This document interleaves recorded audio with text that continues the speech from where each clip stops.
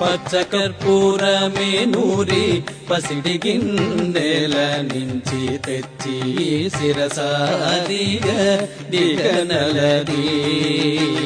పచ్చ కర్పూరమే నూరి పసిడి గిన్నెల నుంచి తెచ్చి శిరసాదిగ దిగనలది అచ్చరపడి చూడ అందరి కన్నులకింపై అచ్చరపడి చూడ అందరి కన్నులకింపై